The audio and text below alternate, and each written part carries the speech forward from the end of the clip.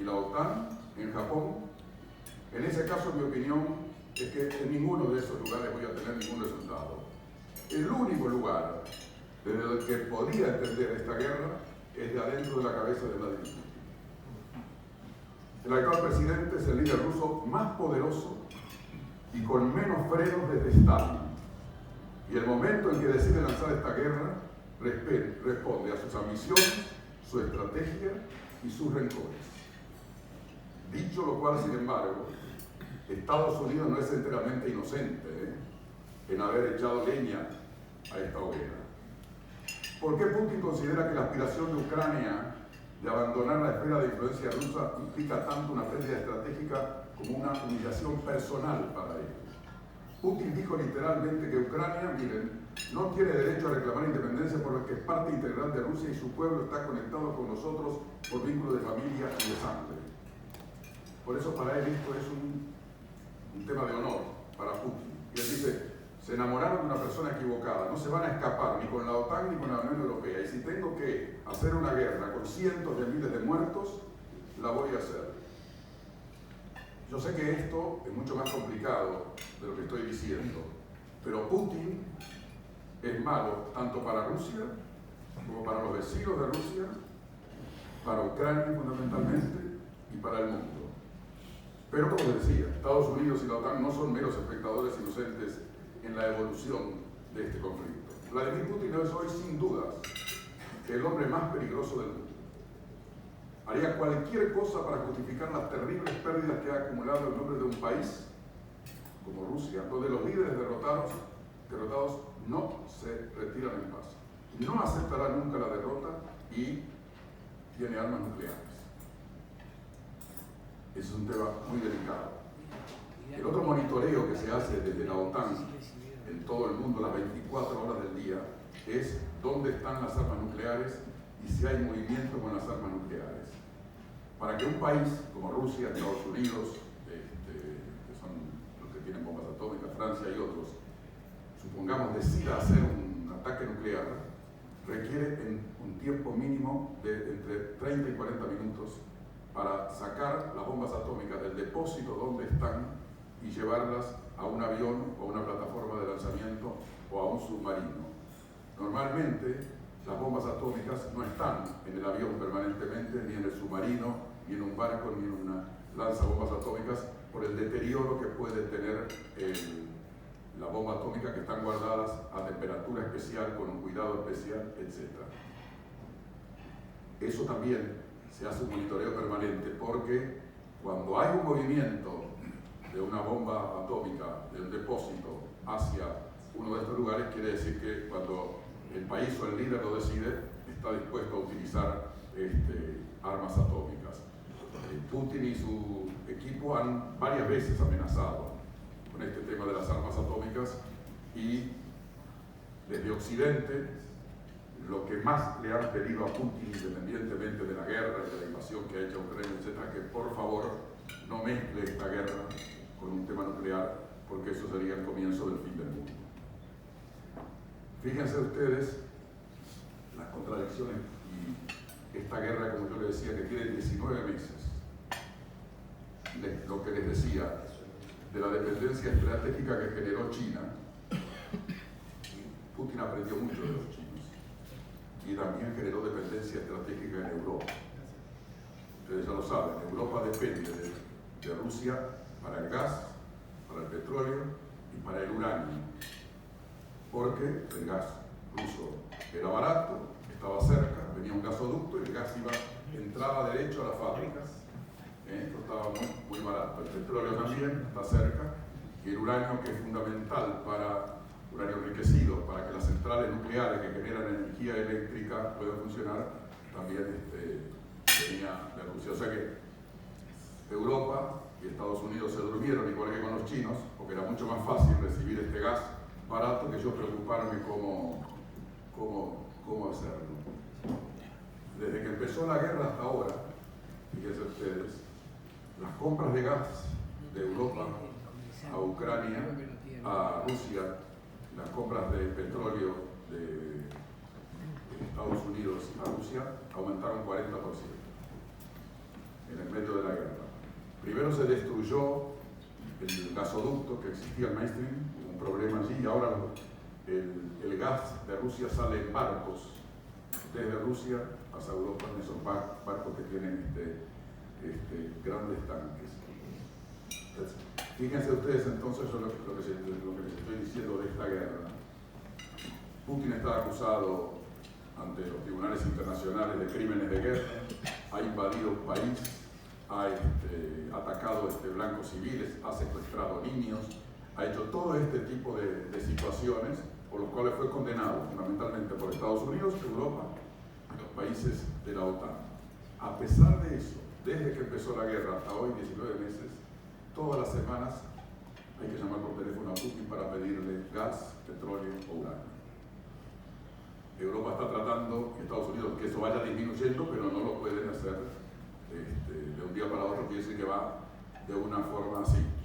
Entonces, Putin responde a esta situación y con ello va generando, continuando. Ustedes siguen dependiendo de mí. ¿Qué es lo que quiere Putin de su escenario? Él quiere estar sentado en la mesa de los que mandan en el mundo, que son pocos países. No quiere estar fuera de esa mesa. Fíjense ustedes que ahora, hace una semana, se reunió en la India el grupo de los 20, el G20. Es el grupo más importante de países del mundo. Los 20 países más importantes del mundo, más la Unión Europea, son 47 países. Ahí está Estados Unidos, está China, está Japón, está la Unión Europea, está Argentina, está Brasil y está Rusia. Putin no fue, porque si iba a la India lo tenían que detener porque está requerido por el Interpol. Pero participó con su ministro de Relaciones Exteriores, Lavrov, y él lo hizo a través de un Zoom. Entonces, fíjense, ahí estaba Biden, estaba el presidente de la India, estaban los líderes de la Unión Europea, sentados con Putin, escuchando lo que Putin decía, qué es lo que él quería, cuáles son las prioridades de Rusia dentro de esto. Y fíjense ustedes que una reunión de esta naturaleza no logró sacar una declaración contra la invasión de Rusia a Ucrania. Apenas un párrafo diciendo que hay que respetar la territorialidad de los países. Nada más que eso. Evidentemente el presidente de Ucrania, Zelensky, estaba muy enojado por esta actitud de mostrar que no hay una clara condena, pero esto es la realidad de lo que hoy se vive en el mundo frente a este hombre como Putin. Fíjense ustedes que esta guerra que empezó hace 19 meses con un personaje, como yo le decía, tan peligroso como Putin, nadie lo pudo detener, ni Estados Unidos, la potencia más importante del mundo, ni China, ni la India, ni Japón, ni la Unión Europea, ni nada, nadie. Que condenan, que sí, que esto, que han apoyado a Ucrania con armas, con dinero importante, pero no han podido detener a un hombre tan peligroso, a un hombre tan complejo y tan difícil, cuyas reacciones son absolutamente imprevisibles. El mundo no lo ha podido hacer. ¿Qué papel juega China en toda esta situación? China no le interesa la guerra, no quiere la guerra. A los chinos no les interesa porque les perjudica aparte su comercio, su evolución, etc. No quiere la guerra. Pero tampoco ha condenado a Rusia, es un aliado de Rusia, no le da armas a Rusia porque están a los chinos, los americanos, la Unión Europea le dijeron, ojo, si le das armas, te metiste en la guerra. Si le das dinero, no podemos ver lo que pasa. Pero China es la que ha salvado a Rusia de una hecatombe económica. A Rusia le bloquearon su moneda, le bloquearon los bancos americanos, le bloquearon los bancos europeos, utiliza el Banco Nacional de China. A través de ahí hace las operaciones y los chinos le aceptan los rublos y hacen la conversión siguiente. Y los chinos le compran parte del gas que ya no le compra Europa, y parte del petróleo y parte del uranio, y le pagan a Rusia un 30% menos. Los chinos no hacen nada por la linda cara de nadie. Te compro, te pago un 30% menos de lo que valen esos valores reales. Estados Unidos, la Unión Europea, la India le han pedido a China, por favor, que actúe más fuerte, más directamente, a ver si se pueden realizar algunas situaciones para que Putin pudiera desistir, cambiar de idea, etc. Pero los chinos no han hecho nada en concreto. Han ido a hablar con los rusos, han ido a hablar con los ucranianos, pero no. Y hace muchos meses que no hay ninguna propuesta seria de paz para parar esta guerra. No la hay. Ustedes fíjense que la gran discusión en Europa hoy es cuántos aviones F-16 le vamos a comprar a Ucrania, cuántos tanques Leopard le vamos a comprar a Ucrania, cuántos proyectiles, cuántos misiles, cuánto armamento y cuánto dinero. A tal extremo, fíjense que Putin, que esta guerra influye en todo el mundo. En los 200 países que hay en el mundo influye la guerra de Ucrania. Acá en Uruguay también. Entonces escuchan, el gobierno dice, por la guerra de Ucrania en Europa, Putin con la guerra generó inflación en Europa. Los europeos hace 20 años que no tienen inflación. Estados Unidos tampoco. Entonces fíjense ustedes lo que es esta guerra, lo que genera esta guerra como influencia directa en la vida de cada uno de nosotros, sin que haya, como les decía, hoy ninguna propuesta. El que quiso incursionar en el mundo para decir, bueno, aquí estamos y quiero ser un líder internacional de peso en el mundo, fue el presidente de Brasil, Lula. Lo intentó y se equivocó, porque no estaba ni con aquel ni con este. Que estoy bien contigo, qué bueno que sí, pero que no, pero que sí, perdió credibilidad. Entonces, ni los ucranianos están convencidos, ni los rusos están convencidos, ni los americanos están convencidos, ni la Unión Europea está convencido del papel que quiere jugar Lula en el mundo, que quiere volver a poner a Brasil en la escena internacional, que salió con Bolsonaro, quedó fuera bastante, no lo ha logrado tampoco hasta este momento. Antes de esta reunión del G20 hubo una reunión del BRIC, ustedes saben, ¿no? Que es 5 países, donde está Brasil, está Rusia, está Sudáfrica, está China, y también Putin no fue, porque si no iba a ir preso, pero lo hizo también por Zoom. Y fíjense que el BRICS, que hasta ahora en realidad fue más bien una unión política, no funcionó económicamente. Ahora van a intentar que funcione económicamente. Hicieron un banco que lo preside Dilma Rousseff, la expresidenta de Brasil. Van a intentar, todavía no pusieron plata, van a intentar poner plata para que ese banco del BRICS pueda iniciar obras de desarrollo en los países que precisan desarrollo de obra pública y privada. Y fíjense que al BRICS, igual que al G20, quieren entrar todos. Hay 40 países que quieren entrar al BRICS.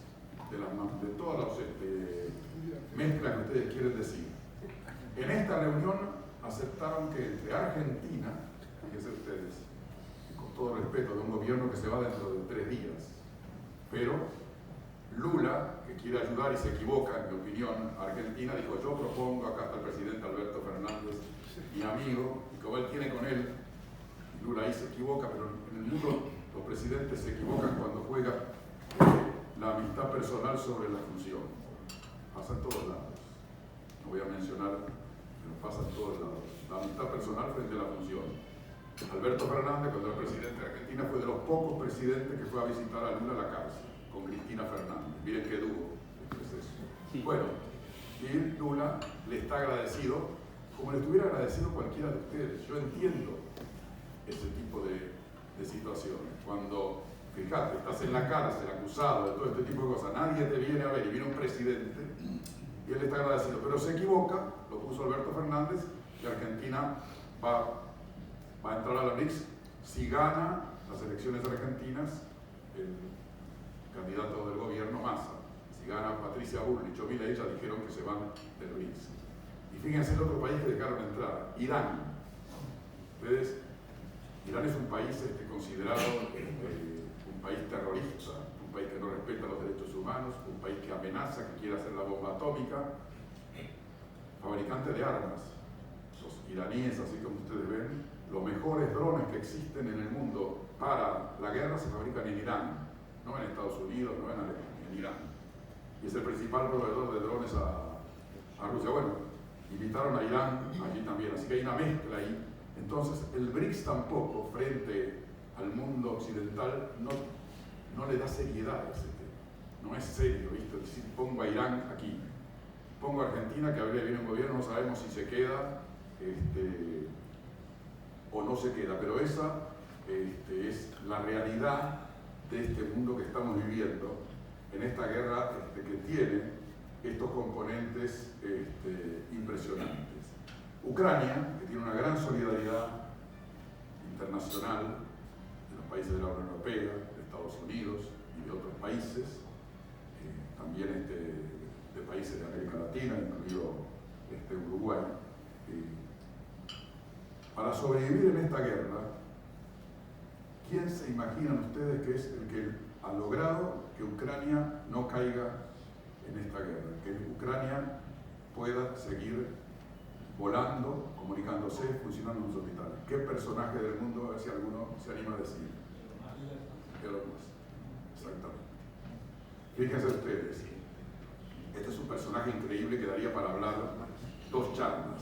Este señor, que es uno de los más ricos del mundo, pero con ser el más rico del mundo, hay muchos que son muy ricos del mundo. Este no solamente es el más rico del mundo, sino que es una persona de capacidad estratégica impresionante. Ustedes fíjense que este millonario volátil, como digo, tiene un papel clave en la guerra, vital para Ucrania. En Ucrania hay 42.000 terminales de internet que puso gratis Elon Musk. Con eso funcionan las Fuerzas Armadas, los hospitales, las empresas, las organizaciones. Sin Starlink, así se llama la empresa de Musk, no podrían volar, no podrían comunicarse. Se salvaron miles de vidas en Ucrania gracias a este señor. Este señor está hoy en 60 países y tiene 4.500 satélites. Y va a tener en 5 años 40.000 satélites. La mitad de los satélites que existen en el mundo son de él.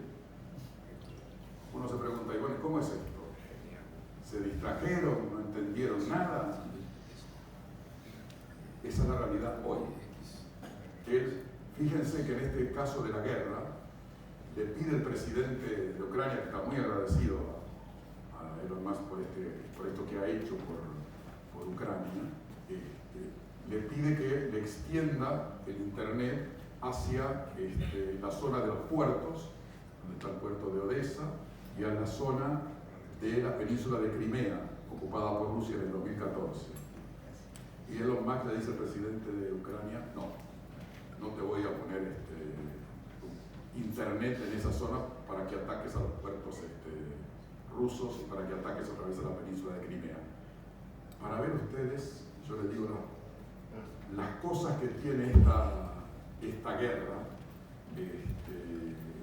que no ha tenido en el mundo, no ha tenido antecedentes de esta naturaleza, que un señor millonario del sector privado sea clave para la guerra. No en Estados Unidos, no. Si él no les da eso, fíjense ustedes, hoy Ucrania no puede funcionar. Entonces, es realmente todo lleva a mostrar que hay realmente una situación difícil de poder entender, difícil de poder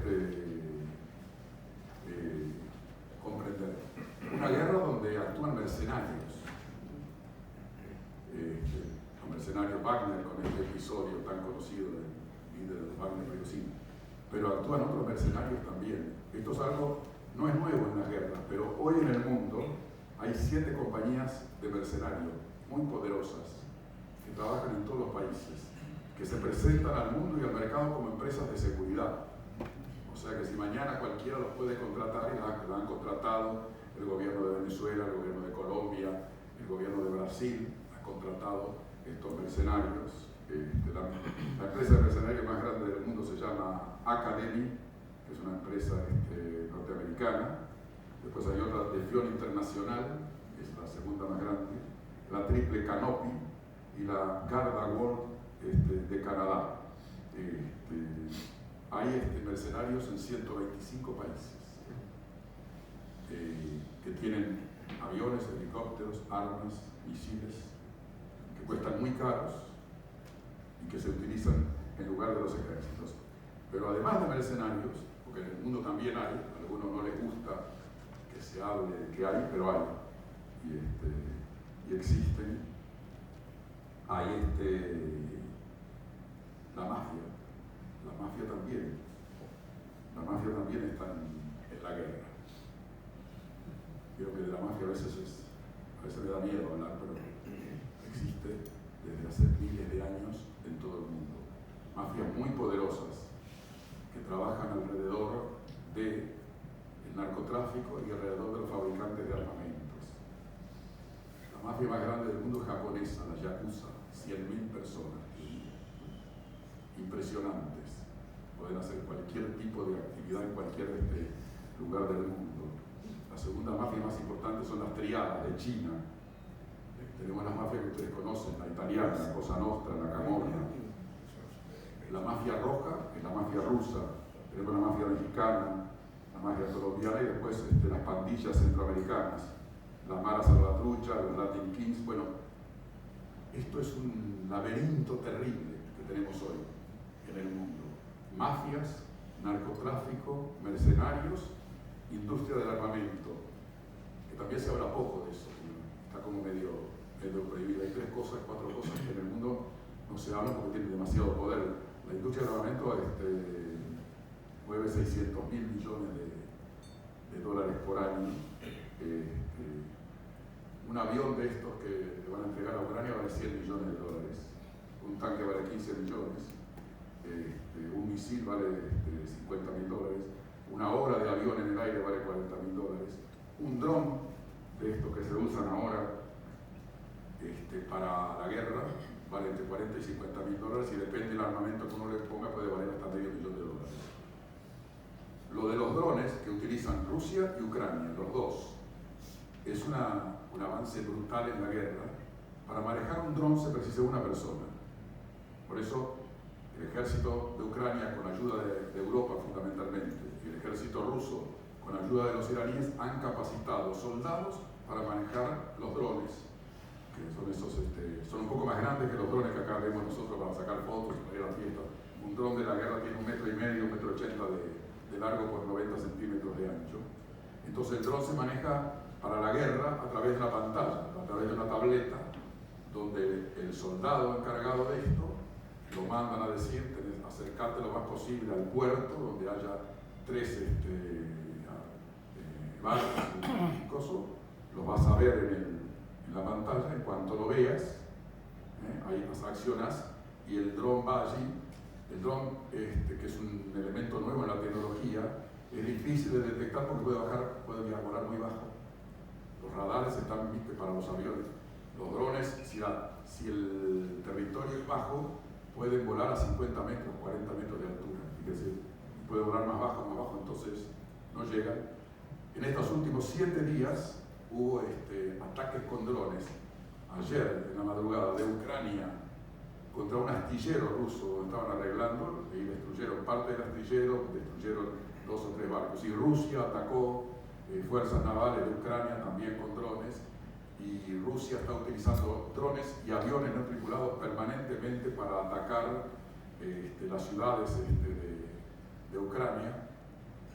Los rusos no han respetado ninguna de las reglas, aunque en la guerra no hay reglas, pero hay reglas que tienen que ver, y en estos 19 meses han atacado infinidad de blancos civiles, infinidad de lugares civiles han muerto en esta guerra en Ucrania.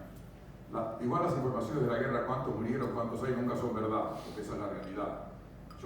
El que va en la guerra, los dos van ganando siempre, pero bueno, eso forma parte. Pero de todas maneras, con información de Naciones Unidas y de gente de servicio de inteligencia, han muerto unos 10.000 civiles y unos 1.500 niños en Ucrania. secuestrado miles de niños, se los han llevado para Rusia, en una guerra que los servicios secretos de Gran Bretaña, que son de los más serios en materia de evaluación de cómo va la guerra, hoy han muerto entre 200 y 300.000 personas. Que es terrible. Yo pregunto con todo respeto, ¿no? Y mueren todos los días, pero yo estoy hablando acá, siguen muriendo ucranianos y rusos, jóvenes, etc. ¿A quién le importa de verdad? Porque ¿qué pasó? Los seres humanos tenemos una condición que es buenísima y es terrible. La guerra, ustedes se acuerdan, cuando empezó la guerra, los primeros 10 días estábamos todos preocupados, ¿no? Acá se arma la guerra río, se arma la guerra mundial, va a terminar pronto. Ahora la guerra se instaló, forma parte del escenario de la vida de la gente en Europa y en el resto del mundo. Entonces, hay una guerra allá. Fíjense que hoy los presupuestos de Europa y los presupuestos de Estados Unidos hablan de todo el año 2024, de armas, de plata, de dinero, de adiestramiento de pilotos. O sea que la guerra se instaló porque el ser humano tenemos un problema, bueno o malo, ¿no? El cerebro es la mejor computadora, la mejor inteligencia artificial que existe en el mundo, ¿no? Que permite a nosotros decortificar la situación. Entonces la guerra nos preocupaba, cada día nos fue preocupando menos y ya forma parte de, hay una guerra acá, hay otra guerra allá, hay una guerra allá.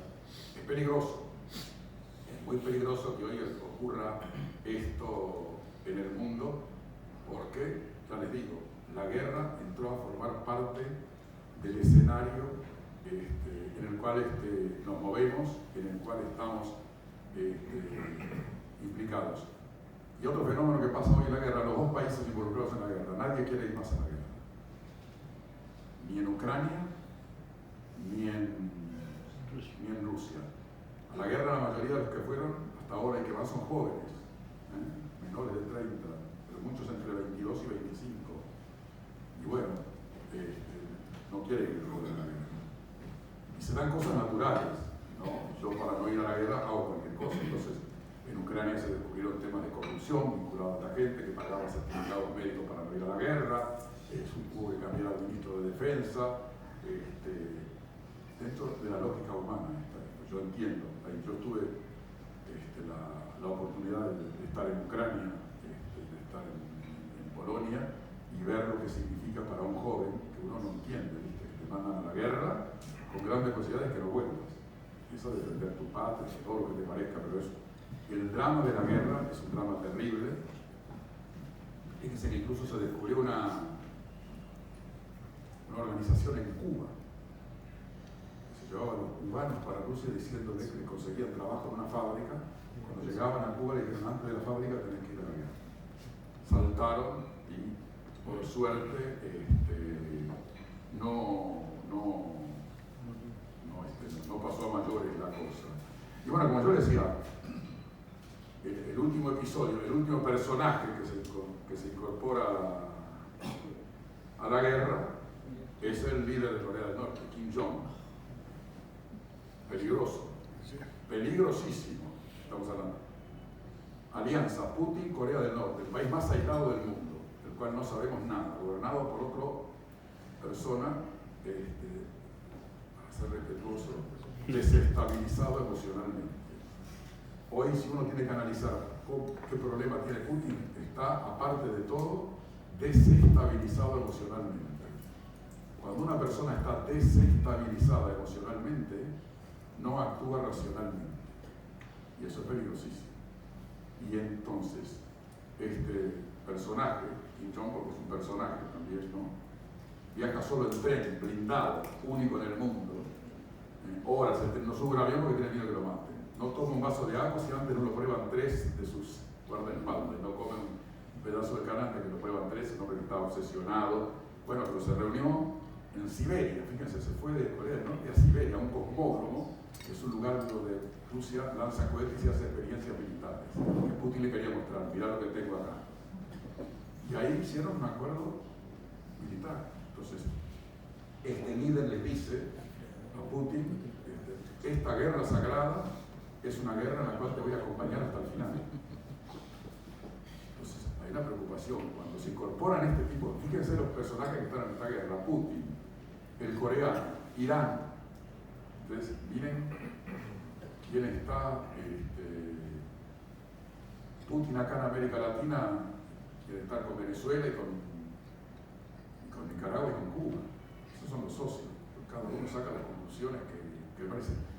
Todo eso es peligroso, pero lo que yo les decía, esta alianza con el líder coreano es peligrosísima, porque el coreano tiene poco para perder, está aislado del mundo, nadie le da ningún tipo de cosas, y entonces él que quiere, fíjense, porque esto es un juego de ajedrez. Si alguno de ustedes sabe jugar ajedrez o conocen ajedrez, cada vez que se mueve una ficha es un movimiento clave y depende de la respuesta del otro, como yo, hasta llegar al jaque.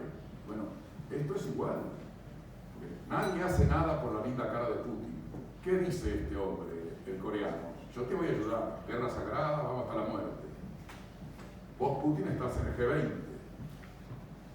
Quiero que yo me metas en esa historieta. Vos, Putin, estás en el BRICS. Yo soy tu aliado. Cuando vayas allá, vos meteme en esta historieta. El mundo funciona así, es brutal, ¿no? Cada paso es una cosa. Bueno, Putin tiene uno dice, ¿no? Putin tiene una historia terrible, ¿no? Es un hombre que ha eliminado todos los enemigos que tenía en Rusia desde hace 20 años. En Rusia la gente se cae por la ventana, se cae por los balcones, muere envenenada. No es un chiste, ¿no? Es verdad. En este sendero Rusia está regado una curiosa fragilidad de balcones y ventanas de la que se caen al vacío los adversarios del régimen. No cualquier adversario. El presidente de Lukoil, la empresa más importante de Rusia, Raven Magnakov, la segunda petrolera del país, se cayó del cuarto piso del hospital donde estaba internado. Cristina Baikova, la vicepresidente del banco Loco Bank, se cayó del piso 11. El millonario Pavel Antonov estaba en un hotel con su esposa, salió del balcón y se cayó. Después esto porque esta es la realidad, después uno puede decir que sí, que no, que esto. Ahora está este raro episodio de este hombre, Prigozhin, ¿no? El líder Wagner, otra personalidad impresionante. Ustedes saben, yo les conté, Prigozhin vendía panchos en la plaza de San Petersburgo, había un carrito de panchos. Iba bárbaro, cola de gente para comer pancho, ¿viste? No era común en Rusia hot dogs, ¿viste? Con buena mostaza. Entonces en la esquina ahí había un local, abre el primer local de panchos y hamburguesas, y ahí conoce a Putin. Un día Putin dice, che, hay un lugar que me dice que se comen unos panchos espectaculares, y se llevaban. Y ahí lo conocen a este hombre, que ahora no sé si murió o no murió, tiene 4.000 restaurantes. No, 1, 2, 3, 4. 4.000 restaurantes tiene Prigozhin en Rusia.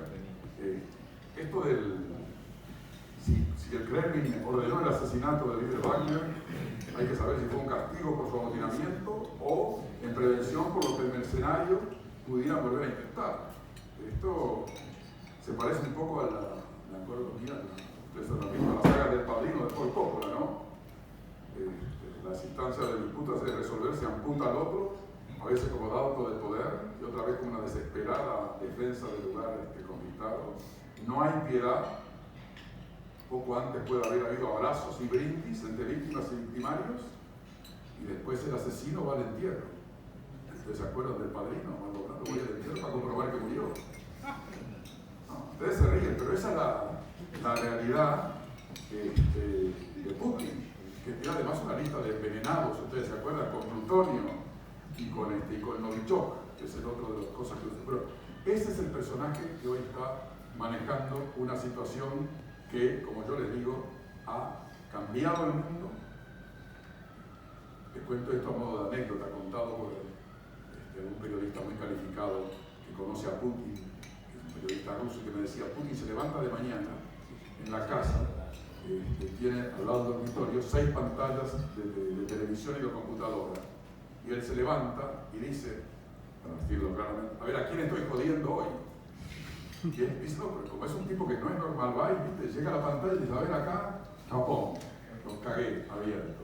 Alemania no tiene uranio, no se va a prender la luz. Dice, Uruguay, mira este paísito, y también, ¿qué dijo el presidente? Por la guerra de Ucrania, estoy bien, dice él entonces, jodía todo. Eso es lo que, esa es en lo que estamos hoy. Y en el medio de todo esto, y termino aquí, para tratar de contrarrestar, por un lado China, que se hizo la ruta de la seda, donde hay 100 y pico de países que todavía no funciona, pero es una ruta comercial que en algún momento va a funcionar. Estando la reunión del G20 paralelamente, Biden, que tiene 80 años, que está agotado totalmente, que no puede con el cargo que tiene, pero es un tipo inteligente y estratega, está agotado porque a los 80 años, si vos trabajás 14 horas por día, te cansás. Y allí en la reunión del G20 tuvo 18 reuniones de alto nivel para tratar temas claves para el futuro del mundo. Estuvo con los rusos, con los chinos, con los japoneses, con la Unión Europea, con todos. Y ahí él lanzó una idea que tenía antes de organizar un grupo de países para hacer un gran corredor que vaya, que atraviese prácticamente todo el mundo. Un corredor ferroviario, marítimo y de conectividad digital. El proyecto histórico más grande del mundo. Todavía no sabemos bien cómo se va a financiar, pero ahí está el proyecto. Fíjense, están todos estos países y termina el proyecto en Israel, Jordania y Arabia Saudita. Arabia Saudita, acuérdense de este país, es un nuevo jugador en el escenario mundial. Arabia Saudita, uno de los países más ricos, todo Medio Oriente, todos los países árabes del Medio Oriente cambiaron el chip porque se les acaba el petróleo. Son muy inteligentes. Si ustedes van a Arabia Saudita, ¿qué quiere? Universidades, tecnología y desarrollo. Está negociando hace un año, en una negociación complejísima, pero que va a cambiar el mundo del Medio Oriente, está negociando un acuerdo con Israel. Está ahí el acuerdo.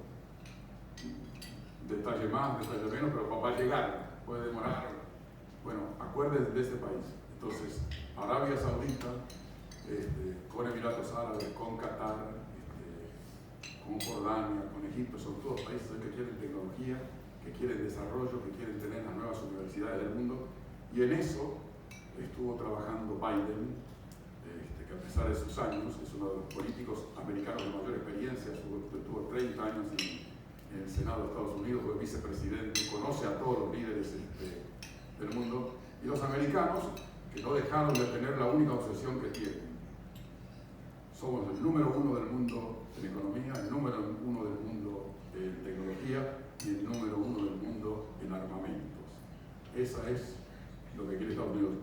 Y además somos el número 1 del mundo con el dólar, porque habrá el euro, el yen, todo lo que quieran. En el mundo la moneda que se usa en serio es el dólar. Y entonces Biden también dice, ¿dónde se usa el dólar? En Estados Unidos, en Canadá, en Japón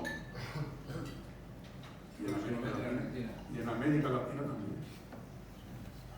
Que son, con excepción de Brasil, que es una excepción buena,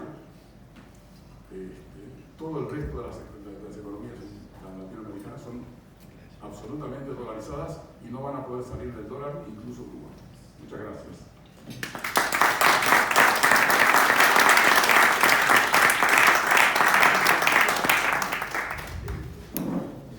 Muchísimas gracias por esta notable disertación. Quisiera, antes de pasar una ronda de preguntas, que seguramente habrá muchas, darle la palabra al señor cónsul honorario de Ucrania, que nos acompaña.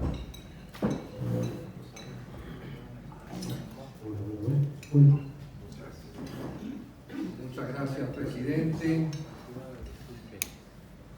30 segundos solamente para agradecerle a Tomás, a los asistentes, que la guerra se naturalice es lo peor que pueda pasar. Esta guerra evidentemente tiene una génesis muy anterior. La demostración de la toma de Crimea en el 14 es la culminación de un proceso de que no se resigna la independencia de Ucrania. Después la pregunta, ¿no? Putin, ¿hasta dónde va? ¿Hasta dónde irá? Argüell Piñal, un catedrático de Derecho Internacional, acaba de sacar un libro donde para un académico de esa talla que diga que a Putin se lo debe detener ahora, porque no sabemos dónde se va a detener, sino es algo que hay que escuchar con atención, porque evidentemente la Unión Soviética tenía otros territorios que no son solo Ucrania, los que se escaparon. Y se escaparon de la expoliación, de la tiranía, de la pobreza, de una cuasi esclavitud y extracción de recursos humanos y naturales espantosa. Lamentablemente, aquella decisión alemana promovida por los ambientalistas de hacer el proceso de que las energías atómicas dejen de participar, hay que pensar que se puede ser más seguro para el mundo un gasoducto de gas ruso a la tecnología alemana. Fue una gran equivocación, la vemos hoy, evidentemente. Pero la guerra es rusa para una conquista de territorios y de recursos. Pero yo acá más bien quería agradecerles a ustedes por poner el tema, no olvidarlo, ser eco de esta tragedia que afecta a la humanidad entera, que no sabemos cuándo va a terminar, que el pueblo ucraniano tiene gran resiliencia, ha conseguido el apoyo de las grandes democracias. La gran pregunta, la democracia es hábil para enfrentar a un monstruo como es el señor Putin, que lo acaba de describir un momento más. Agradecerles por haber permitido estar, compartir con ustedes, pero creo que todos tenemos que tener también un agradecimiento al más importante que está sentado en esta mesa, en esta ocasión, que es Nicolás Monteverde. Este joven que lleva la bandera ucraniana fue un voluntario que estuvo en Ucrania disponiendo de sus ahorros, su trabajo, su seguridad, para mostrar la solidaridad del pueblo uruguayo. No ha sido el único.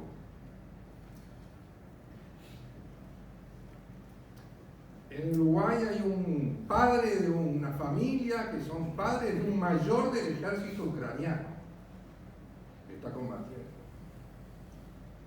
Y el pueblo uruguayo está absolutamente conectado con estos valores, que son los valores nuestros, la democracia, el derecho, que son los valores con los cuales Uruguay se ha defendido. Evidentemente, la comunidad internacional está haciendo honor de la garantía que se le dio a Ucrania cuando abandonó su poderío nuclear, tercera potencia nuclear en el mundo, luego Estados Unidos y Francia,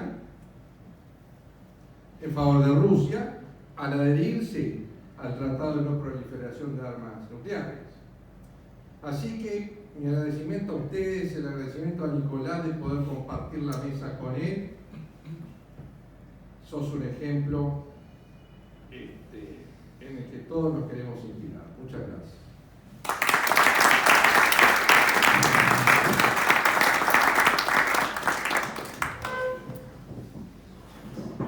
Abrimos una ronda de preguntas, a ver si quiere la palabra. Tenemos pocos minutos, yo diría que unos 15 minutos máximo, así que les pedimos que sean, por favor, expuestos a las preguntas. Bueno, muy directa la pregunta. De las empresas tipo Wagner, que son mercenarias en el mundo y que uno ve que aplican en muchos países democráticos, ¿cómo es el ordenamiento de jurisprudencia para que puedan actuar estas empresas de guerra, violando las constituciones? A ver, si yo quiero comprar un tanque acá en Uruguay, no puedo. Si quiero comprar balas, no puedo. Si quiero comprar un revólver, tengo que registrarme, tener porte y permiso, y justificado el permiso. ¿Cómo puede ser que operen impunemente en muchos países del mundo que son países democráticos? ¿Qué dicen las constituciones de esos países? ¿Cómo puede ser? Todas las empresas de mercenarios que existen en el mundo están registradas, evidentemente no como mercenarios, están registradas como empresas de seguridad. Como tenemos acá en Uruguay muchas empresas de seguridad. Y si una empresa de mercenarios quisiera ser contratada acá en Uruguay, cualquiera de ellas podría ser contratada sin ningún tipo de problemas. Desde el punto de vista jurídico, son empresas dedicadas a la seguridad. Vos tenés que explicarle al Estado mañana, si contrataras una de estas empresas, para qué la querés contratar. Vos decís, tengo una fábrica en Paysandú de temas muy sensibles y muy peligrosos que requiere una protección especial que el Estado uruguayo no la puede brindar. ¿Podemos contratar a esta empresa? Pueden contratar a esta empresa. Y así están en más de 70 países. Lo que pasa es que para muchos gobiernos y regímenes les soluciona toda una cantidad de problemas. Entonces, frente a esa situación, dicen, yo contrato a estos. No arriesgo gente mía, no arriesgo vidas, y estos actúan seriamente. Después, si respetan o no la ley, si cumplen con lo que yo quiero, Perdón, una pregunta muy obvia, pero creo que sí interesa a todo el mundo. ¿Qué tendría que pasar para que se termine este conflicto? bueno, yo te dije ahí lo siguiente. El conflicto se puede analizar solamente desde el punto de vista de lo que Putin piensa y haga. Van 19 meses, nadie lo pudo parar, sigue haciendo lo que quiere, entre comillas. Como decía recién Guadalupe, muchos dicen que Putin debería ir a la cárcel porque violó todas las normas internacionales de respeto a los derechos humanos, de invasión a un país tercero sin justificación. Pero a Rusia no lo van a ir a buscar para ponerlo preso. Él no va a ir a ningún lugar. Otros dicen, algunos están pensando en hacerlo desaparecer de la tierra. No hay hoy ningún elemento serio, a lo largo después no hay ningún elemento serio hoy que marque que estamos acercándonos a un proceso de paz. Porque para un proceso de paz se requieren que los dos países que están enfrentados quieran sentarse en una mesa de negociaciones con un mediador o con alguien que les genere confianza. Ni aparece el mediador. China no le genera confianza, el Papa menos, Lula menos. ¿Quién? Esos son hechos. Después podemos hacer todas las... y después con la gravedad que yo les estoy diciendo, nos acostumbramos a la guerra. Forma parte de ella. No tiene más ninguna, más que es una guerra ya. Todos los días se habla de esto y de aquello. Están enojados los europeos, están muy calientes porque me jodieron la vida. Un europeo nunca dijo no llego a fin de mes. Y ahora, 20% de aumento en los fondos útiles para la escuela que empiezan ahora. Muy bien, Manuel y Garbato. Una pregunta. Estás cerca todos los días a las 7:15 y lo primero que hago es todo lo que puedo ver de la guerra de Ucrania. Capaz que no digo fanatismo, pero me preocupa enormemente. Como nos preocupa a todos. En Uruguay se habla poco de la guerra de Ucrania. O muy poco. Y otra cosa, para hacer la pregunta. Yo a Putin, para mí no es el presidente de Rusia, es el dueño de Rusia. Este engendro del mal de Corea y Rusia, en una hipótesis de una guerra nuclear, el primero será Corea, esa hipótesis se maneja. ¿Inteligencia artificial tiene hoy alguna meta o algo se puede saber? Porque en una guerra nuclear, el mundo desaparece como tal, por la experiencia que ya tenemos. ¿Y a quién le sirve? Como usted dice, por eso es muy delicado el tema y a veces no nos damos la trascendencia que tiene. Guerra nuclear significa desaparición de parte del mundo, significa una tragedia, porque una vez que se accionen los mecanismos nucleares no hay manera de detenerlo, ya no no hay manera de parar una locura de esta naturaleza. Por eso, a pesar de todas las cosas, el presidente de Francia, Macron, el canciller de Alemania, el secretario de Estado de los Estados Unidos y otros más, hablan permanentemente con Putin solo para decirle, no para hablarle ya de la guerra, no muevas las armas nucleares, no hagas, La gran pregunta hoy que se puede hacer cualquiera es, si Putin mañana mueve las armas nucleares y pega tira la primera bomba, ¿qué hace el presidente de Estados Unidos? Bueno, no. La pregunta es esa, la responsabilidad es de él, no hay dos que van a decidir. Él tiene que decidir, le tiro. Y él sabe que la próxima bomba cae en Nueva York. Y ahí empezamos. Entonces, el tema nuclear es muy delicado. Y la inteligencia artificial ya está en la guerra. La inteligencia artificial está, este es otro tema que había para otra gran charla, está en la vida de todos nosotros, de aquí para el futuro nuestro, de nuestros hijos y de nuestros nietos y de nuestros bisnietos, para siempre. Igual que los teléfonos celulares, nadie nos preguntó si nos gusta o no nos gusta. Está. Miren, ayer en el Congreso de Estados Unidos, los 4 que manejan la inteligencia artificial fueron al Congreso de Estados Unidos y mañana van al Parlamento Europeo. Ahí está Bill Gates, Zuckerberg, el dueño de Google y otro más. Porque están extremadamente preocupados que si esto no se regula de una manera racional, podemos perder el control. Y no es un chiste. Uno se lo toma, ¿viste? Ahora el chat GPT y todo eso, está todo bárbaro. Hoy la inteligencia artificial es capaz de hacer cosas que uno no puede creer. Yo, en lugar de venir yo, les podría haber mandado acá en una pantalla a Tomás Friedman, porque ustedes nunca iban a descubrir si era yo o era la inteligencia artificial. No hay manera de que lo hubieran descubierto. Y les hubiera respondido la pregunta mejor que yo. La última pregunta por un tema de tiempo, lamento a las personas que tienen preguntas para hacer. Caumont, por favor. Gracias. Gracias por la... Yo voy a hacer una pregunta relativamente El micrófono, poco importante desde el punto de vista internacional. Sí regional. Yo veo, por ejemplo, que Lula había autorizado, o mejor dicho, había invitado a Putin para que viniera a Brasil, que no le iba a pasar nada absolutamente, que todo iba a ir bien.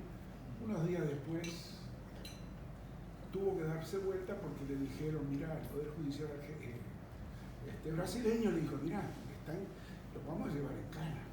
¿Tá? El otro nabo, el Lame Duck,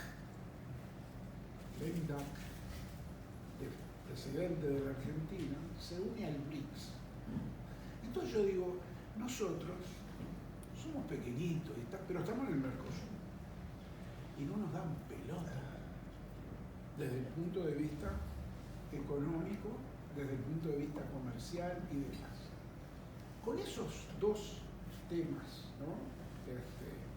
que están ocurriendo, ¿qué se puede esperar que deba hacer Uruguay con respecto a la flexibilización comercial? Por eso es un tema no es tan vinculado al mundo internacional, digamos, al mundo, ¿verdad? Pero sí lo que está ocurriendo, ¿no? Con esta gente que a Putin, al otro, al BRICS, que está Putin, etc. ¿Qué podemos esperar que Uruguay siga tratando de flexibilizar o no? Es un tema muy difícil para Uruguay. Somos un país muy pequeño y usted tiene mucho más experiencia que yo desde el punto de vista económico, sabe, y de ahí no nos podemos salir. Somos un país muy dependiente de Argentina y de Brasil, no importa cómo estén los dos, dependemos de los dos. Fíjense que China dejó de comprar, Brasil es nuestro principal destino de exportaciones. Argentina es uno de los principales inversores nuestros, aquí tenemos, o sea que es muy difícil para Uruguay. Este presidente que tenemos ha querido mostrar, decir, miren, el Mercosur no sirve, el Mercosur no funciona. Yo la parte de Uruguay no puede competir con nadie, como dijiste, somos así. Aunque hagamos un acuerdo con China, supongamos, es un acuerdo pequeñito, ¿cuánto le vamos a vender? 2.000 millones, nada, pero estamos atrapados. Uruguay está atrapado en esta coyuntura de estar al lado de dos grandes, ahora un poco con la expectativa quién va a ser el nuevo gobierno de de Argentina, pero en la realidad, y usted lo sabe mejor que yo, el Mercosur no funcionó. Y cuando desde Europa nos miran al Mercosur, que queremos hacer acuerdos con la Unión Europea del Mercosur, y dicen, con esto nosotros vamos a hacer acuerdos. Miren, ahora a Argentina se le ocurrió cobrar un peaje en la hidrovía. Pero, no, pero digo, entonces de Europa dice, yo voy a negociar con esto y esto mañana me cierran los puertos, porque se le ocurrió a Perón que existe, porque Europa cree que existe Perón todavía, dice, no puede creer. Entonces, Uruguay lo que está haciendo bien, dentro de lo que puede, va buscando pecar. Ahora, ¿qué va a hacer Uruguay? Porque no va a buscar, tampoco puede hacer un acuerdo con China porque los otros no quieren, bueno, va a buscar lo que se llama, va a cambiar, por eso va el presidente a China ahora para decirle a los chinos, mire, esto no funcionó, vamos a hacer una asociación estratégica, Uruguay-Coso. No un acuerdo comercial que no se puede, pero aparte Uruguay no me interesa hacer un acuerdo comercial con todos los productos chinos. Yo quiero que me dejes entrar carne, sorgo y cítricos. Por ahí va a ir Uruguay buscando, nosotros somos un país chiquitito, mágico en el mundo, chiquitito y mágico, tenemos que cuidarlo. Muy bien, Bueno, muchas gracias. Muchas gracias. Muchísimas gracias, Tomás, por tu disertación, por la extensa ronda de preguntas. La verdad que quedaron varios por responder y capaz que la pueden abordar ahora después de la rueda. Quiero agradecer a todos los asistentes presentes, a todos los invitados, en especial obviamente al disertante que tuvimos hoy y al señor cónsul de Ucrania, y obviamente también la presencia de nuestro socio honorario, ex gobernador distrital, Walter Planés, sobre la explicación sobre lo que significa el Paul Harris que le entregamos hoy a Raúl. Y así que con esto damos por terminada la rueda y con un toque de campana y un saludo a los comisiones que hoy virtuales. Exacto.